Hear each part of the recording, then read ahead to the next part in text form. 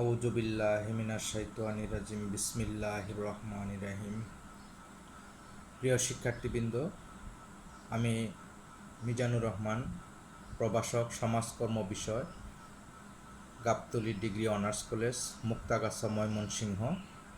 আজকে তোমাদের সাথে আমি আলোচনা করব সমাজকর্মের দ্বিতীয় পত্রের তৃতীয় অধ্যায়, সামাজিক সমস্যা সমাধানে সমাজকর্মের অনুশীলন। আর এই অধ্যায়ের আজকে তোমাদের সাথে আমি এখন তিনটি বিষয় নিয়ে কথা বলবো। একটি হলো বেকারত্ব, দ্বিতীয়ত হলো অপুষ্টি বা পুষ্টিহীনতা, তৃতীয়ত হলো যৌতুক প্রথা। চলো আমরা প্রথমে আলোচনা করি বেকারত্ব। আর আসলে বেকারত্ব বলতে আমরা কি বুঝি বা বেকারত্ব কাকে বলে? বেকারত্ব একটি সামাজিক বিধি যা অর্থনৈতিক প্রবৃদ্ধির মূল অন্তরায়। সাধারণভাবে বেকারত্ব বলতে মানুষের কর্মহীনতাকেই বোঝায়। কর্মে সক্ষম ব্যক্তির কর্মসংস্থানের অভাবকেই বেকারত্ব বলা হয়। অর্থনৈতিক দৃষ্টিকোণ থেকে বেকার বলতে এমন এক পরিস্থিতিকে বোঝায় যাতে কর্মক্ষমের ব্যক্তি কর্মে ইচ্ছুক থাকা সত্ত্বেও কর্মের নিয়োগ লাভ করতে সক্ষম হয় না, তাকে বেকারত্ব বলে। সমাজবিজ্ঞানী রবার্টসনের মতে পারিশ্রমিকের বিনিময়ে কাজ করার ইচ্ছা থাকা সত্ত্বেও কর্মক্ষম ব্যক্তির কর্মসংস্থান না হওয়াকে বেকারত্ব বলা হয়। এবং অধ্যাপক পিগু মজুরির দিক বিবেচনা করে বলেন, যখন কর্মক্ষম জনগণ তাদের যোগ্যতা অনুসারে প্রচলিত মজুরির ভিত্তিতে কাজ করতে চায় অথচ কাজ পায় না, সেই অবস্থাকেই বেকারত্ব বলা হয়। এখন আমরা আলোচনা করব বেকারত্বের কারণ।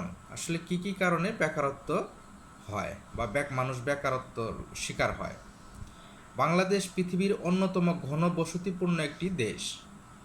এই দেশের সীমিত প্রাকৃতিক সম্পদ, অনুন্নত কৃষি, অনগ্রসর শিল্প, রাজনৈতিক অস্থিতিশীলতার কারণে কাঙ্ক্ষিত কর্মসংস্থানে গড়ে ওঠেনি।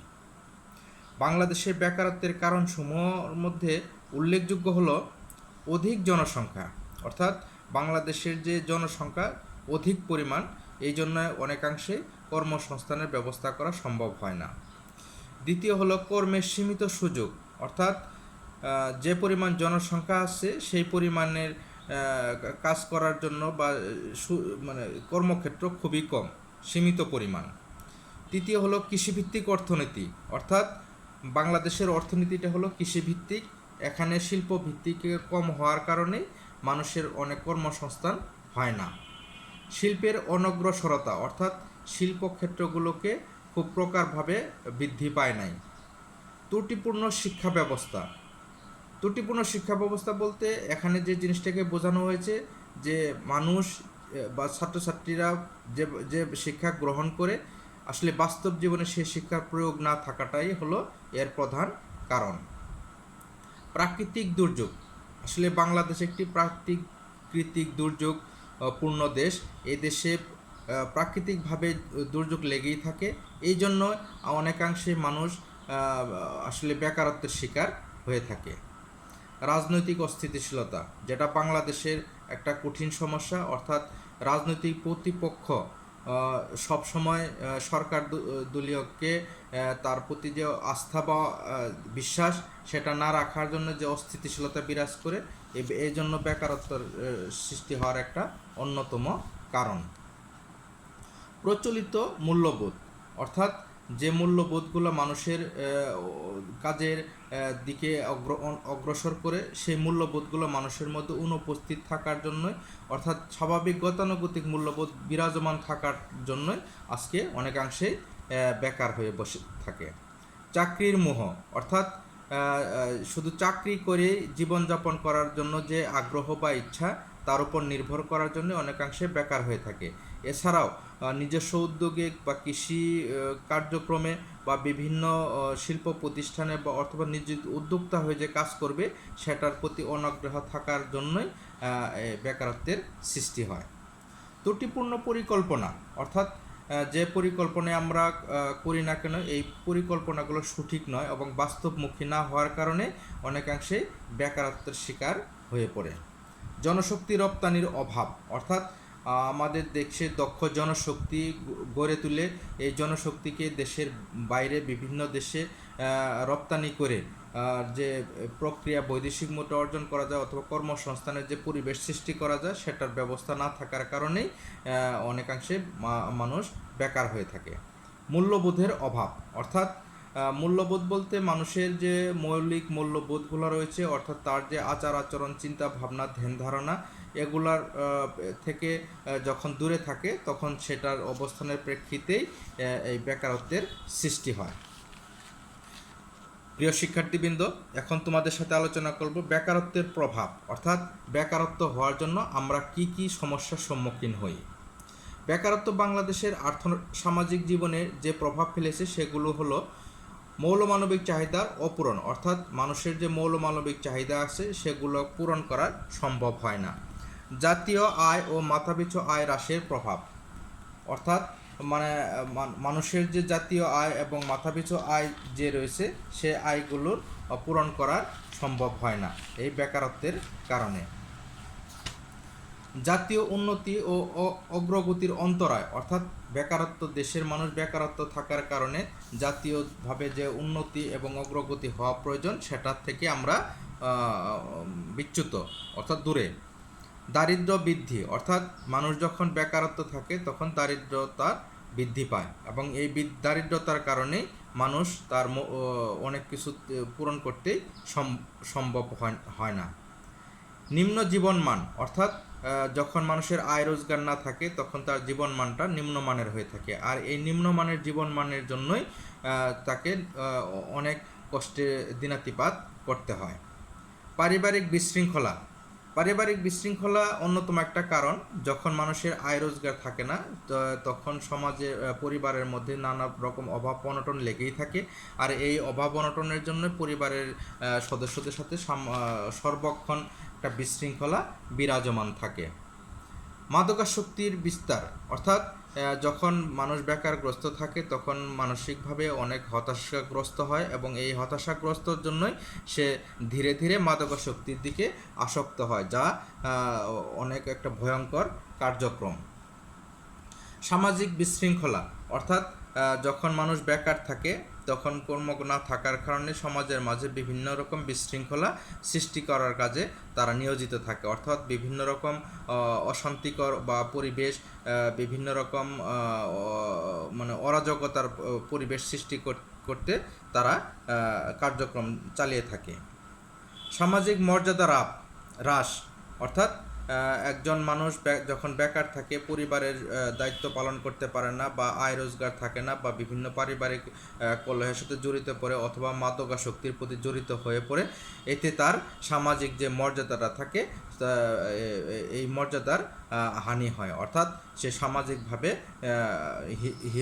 হেয় প্রতিপন্ন হয়ে থাকে।